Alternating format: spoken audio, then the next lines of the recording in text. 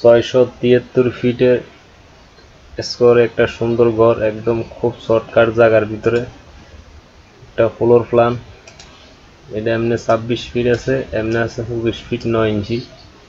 এখানে দুইটা বেডরুম আছে, একটা ডাইনিং রুম আছে, একটা কিচেন আছে, আর সিঁড়ি আছে এবং একটা টয়লেট আছে। এটা সিস্টেমটা হলো, ভিডিওটা অবশ্য টানি দেখবেন না, আমি এখানে টয়লেটটা কোন পজিশনে হবে আমি সব কিছু এখানে আপনাদেরকে দেখাইতেছি।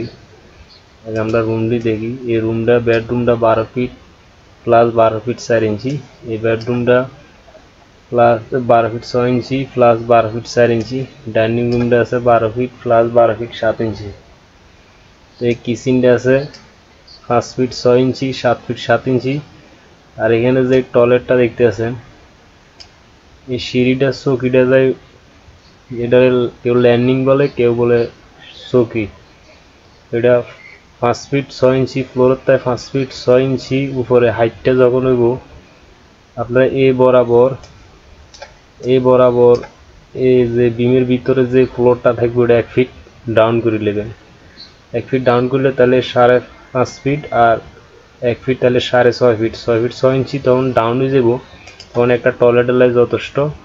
এখানে গোসলখানা, আর এখানে এই জায়গায় কমেন্ট বসবো, আর এখানে একটা দরজা।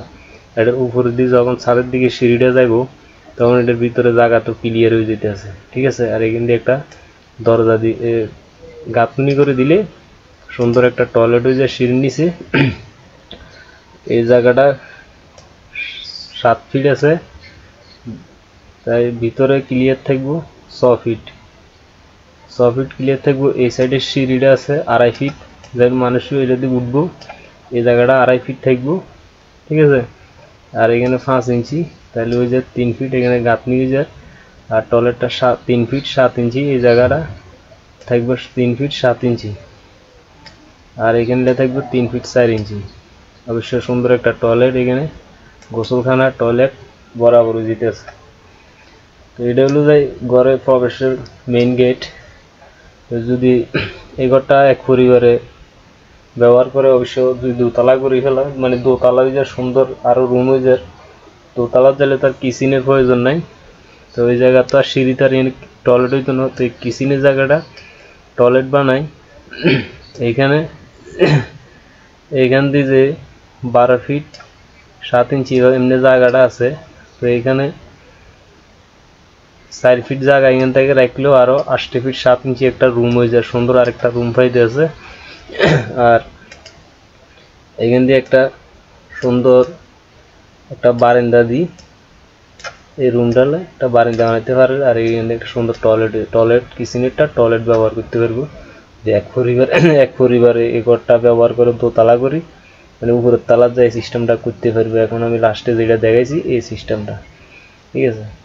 আর যদি 2 পরিবার দোতলা দেওয়া সম্ভব না, কারণ এটা এক পরিবারলাই, ঠিক আছে। আর যদি এনে এক তালা ব্যবহার করে, তো এখানে system toilet kitchen bedroom dining room আর প্রবেশের মেইন গেট হলো যে এটা। অবশ্য খুব অল্প জায়গার ভিতরে সুন্দর একটা ঘর ডিজাইন, ঠিক আছে। তো যদি আপনাদের সামনে এখানে আরো জায়গা থাকে, অবশ্যই গেট কিছু বানাইতে পারবেন, সমস্যা নেই। এটা হলো মেইন ঘরের মাপ, ঠিক আছে। তো দোতলা যায় কি সিস্টেমে করতে হয় এটা আমি আপনাদেরকে বলে দিছি, অবশ্যই সুন্দর। আর যদি আমার ভিডিওটা দেখে থাকেন, অবশ্যই চ্যানেলটা সাবস্ক্রাইব করে রাখবেন। এই ধরনের সুন্দর সুন্দর ঘরের ডিজাইন যদি দেখতে চান।